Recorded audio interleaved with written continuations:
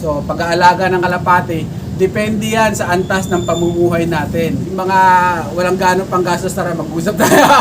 Mas madalas mong gamitin, mas maganda. Walang overdose, hindi kagaya doon sa ibang gamot. Ang purpose doon, para maaga silang mag-mature. So maaga silang didiskarte para sa sarili nila.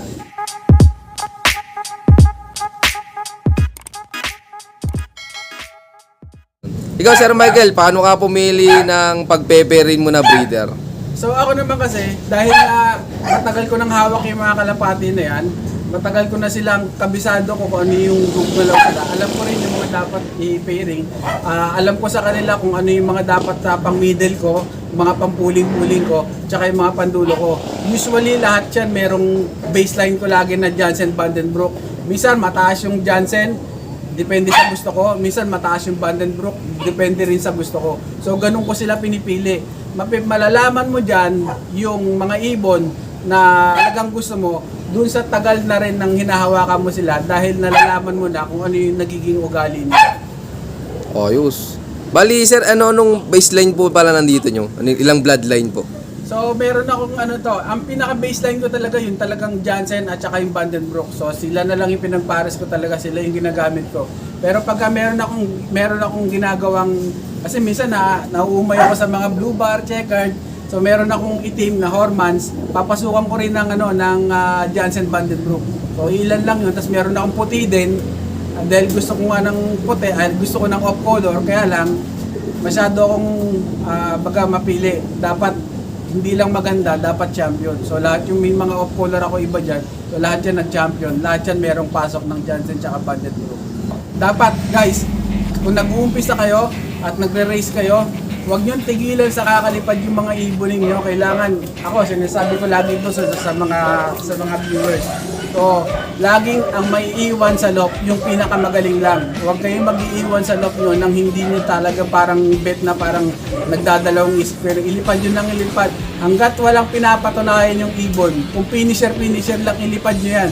Huwag nyo panginayangan kasi nga, pag binread nyo yan, baka mamaya finisher na naman yung aanakin o mas maganda yung hindi naman natin masasabi na pwede rin maglabas talaga ng champion yun. Pero iba pa rin, pag ikaw yung naglipad, na kampante ka sa binibreed mo na eto nag-champion sa akin to, ako yung naglipad nito.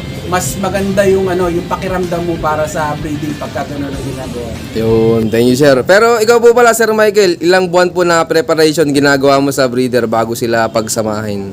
So ako, guys, yung mga newbie, yung mga nagsisimula ang kalapati, lagi ko itong sinasabi, ang pagbibreed, ang pag-preparation ng pagbibreed sa kalapati, so pag-aalaga ng kalapati, depende yan sa antas ng pamumuhay natin.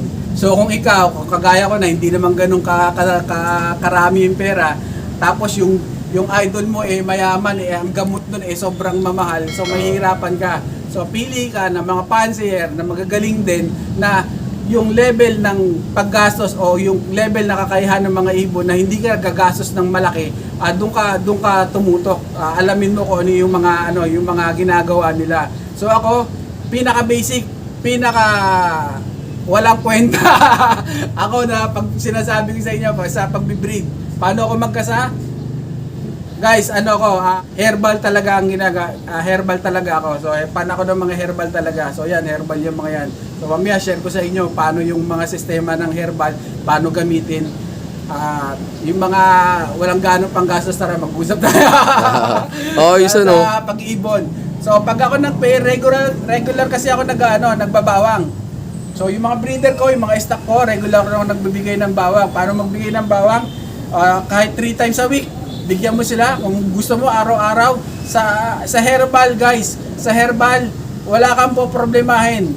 Mas madalas mong gamitin, mas maganda. Walang overdose. Hindi kagaya sa ibang gamot, hindi mo kailangan damihan talaga. So sa herbal, mas madalas mong gamitin, mas maganda. So ako, hindi ako nagpupurga ng ibon. Hindi po pala. Nagbabawang lang ako. Bawang, pag regular ako nagbibigay ng bawang, 3 times a week, 2 times a week, hindi ko kailangan purgahin yung mga ibon ko. So dati ginawa ko na yan, nagpurga ako, wala namang kaso. Wala namang mga malalaking bulate ako nakita. Tapos nanalo pa rin sir, ano? Oo, ganun lang ginagawa ko. Pati yung mga panglipad ko, hindi ako nagpupurga. So bawang ako, dire-diretso, herbal. So pagkatapos ko bawang, herbal, paligo, ang pinapapaligo ko, malatayon. So maganda yung malatayon sa katawan nila pag silky yung balahibo nila. Maganda yung pagpapaligo ng malatayon sa mga ibon. So yun lang yung ginagamit ko lagi, puro malatayon. Tapos, pagkatapos na wala, nakakasa ko na. So hindi ka ba nagpa-flashing? Hindi ka ba naggaganito? Hindi ka ba nagti 3 days na ganito? Hindi ka ba nagpo 4 days na kung ano-ano yung mga gawin? Hindi na.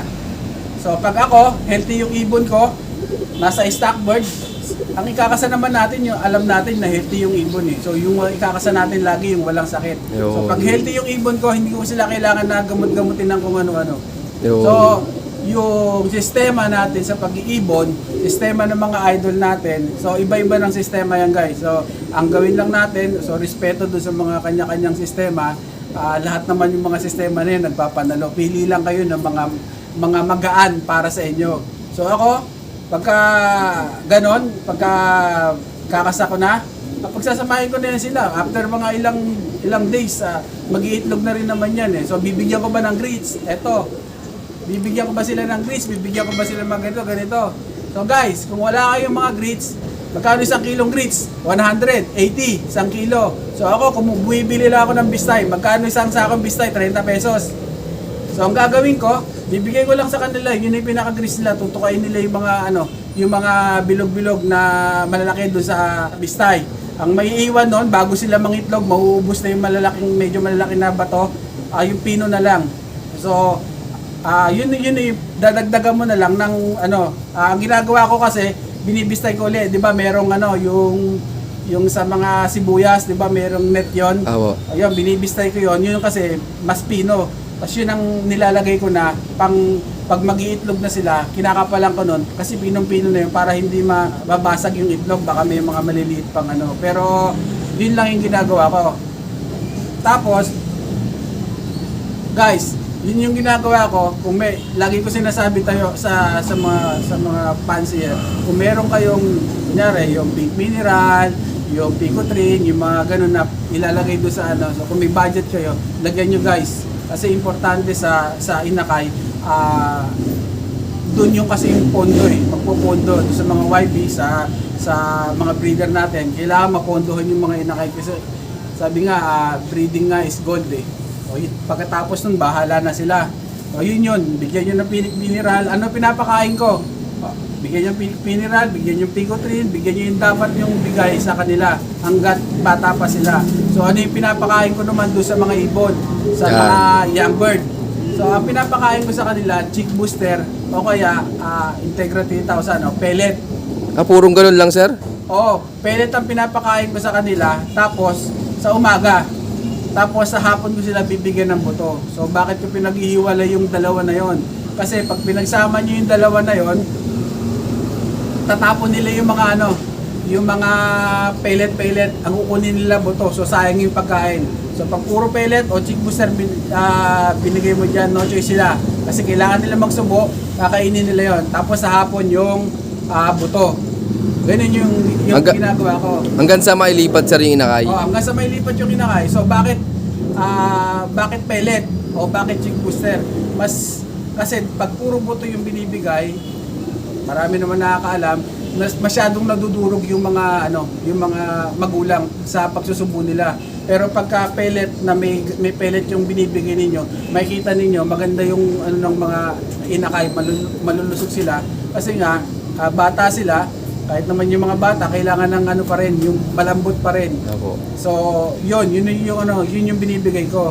Tapos pagka na sila, pag nakita ko pala sila tumuka na, kahit maliliit pa yan, kasi merong tumutuka na sila, hihiwalay ko na yan, tatanggalin ko na yan sa magulang. Kahit mga 14 o 15 days, tatanggalin ko na talaga yan sa ula. Kakain na sila ng pusa. So, bakit ginaganon mo sila, Sir Mike? Sobrang bata naman, baka mabansot, baka ganito, ang daming Daming tanong. So, ang purpose doon, para maaga silang mag-mature. So, maaga silang didiskarte para sa sarili nila. Makikita mo sila, kakain sila sa sarili nila, mas malaki pa doon sa sinusubo ng magulang. Kung unang hiwalay mo sa kanila, hindi sila gaano tumutuka dahil nga may busog pa sila. So pang kinabukasan yun, tutukayin ng marami. So yun yung ginagawa ko. Pag tumuka na sila, hiwalay na agad. Pag hiniwalay ko na sila sa 1 month na sila, sabihin natin, isang beses na lang sila kakain. Yun shoutout nga pala sa inyong lahat. Maraming salamat sa patuloy niyong suporta. At yun, meron nga pala tayong ulit pa-shoutout ngayon. Shoutout kay Torg Santos at kay JR A. Pilo from Calbayog. Ayan, shoutout sa inyo. Shoutout din kay Buralop TV at kay Ian Manlapas. Let's go! At shoutout din kay Wilfredo Francisco at kay Sky Rabano. Ayan. At shoutout din kay Nads Lop from Cebu at kay Roderick Aiko from Jensan. Ayan, shoutout po sa lahat ng Pigeon Panzer dyan. At syempre, shoutout din kay KSJ Lop. At shoutout sa Team Bataan. Ayan, maraming salamat sa patuloy niyong suportang lahat. At abangan nyo yung part 4 nung napanood nyong video. So yun, keep watching and God bless you all. Thank you.